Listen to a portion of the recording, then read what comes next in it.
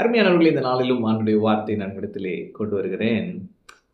தேவன் அதிசயங்களை செய்கிற தேவன் இல்லைங்களா? அவர் அதிசயங்களை செய்கிற தேவனா இருக்கிறார்.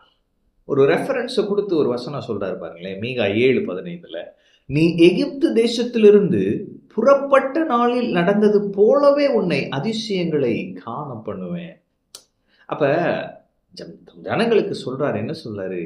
எகிப்து தேசத்திலிருந்து புறப்பட்ட நாளில். எகிப்துன்னா அடிமைத்தனம் இல்லையா? அடிமைகளாக இருந்தாங்க.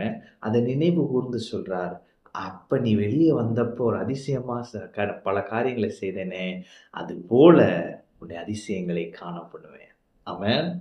நீங்க தியானித்து பார்த்தீங்கன்னா, எகிப்து தேசத்திலிருந்து புறப்பட்ட நாளில் அநேக காரியங்கள் நடந்தது இல்லைங்களா? வெள்ளியையும் பொன்னையும் கேட்டு வாங்கினார்கள், எகிப்தியரை கொள்ளையிட்டார்கள். அதுக்கப்புறம் பார்த்தீங்கன்னா பெரிய ஒரு விடுதலையோடு புறப்பட்டாங்க. அப்புறம் பார்த்தீங்கன்னா சிவந்த சமுத்திரம் இரண்டாக பிளக்கிறது. தேவன் எவ்வளவு அருமையானவர் இல்ல? தம் ஜனங்களுக்காக வைராக்கியமாய் உள்ள நல்ல கர்த்தர் இவர். ஆமென். எனவே எனக்கு யாருமே இல்லை அப்படின்ற ஒரு எண்ணம் இனிமே உங்களுக்கு வேண்டாம். இயேசு இருக்கிறார். ஆமென்.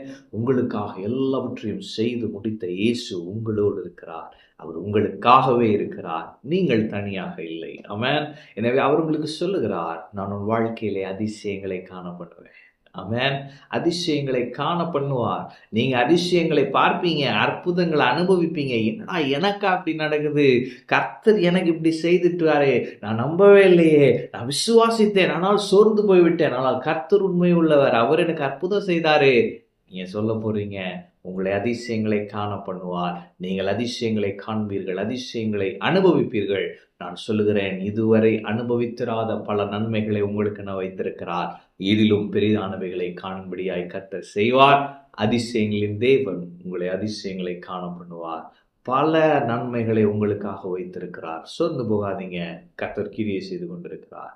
வெளியே பார்க்க அப்படியே சூழ்நிலை பெருசா தெரியல, ஆனா பிஹைண்ட் த சீன்ஸ் ஆண்டவர் கிரியை செய்கிறார். ஆமென். எனவே அவர் அதிசயங்களை செய்வார். அற்புதங்களை நீங்கள் அனுபவிப்பீர்கள். ஆச்சரியமான வாழ்க்கை வாழ்வீர்கள். ஆமென். கர்த்தர் உங்களோடு இருக்கிறார். கர்த்தர் உங்களை ஆசீர்வதிப்பார்.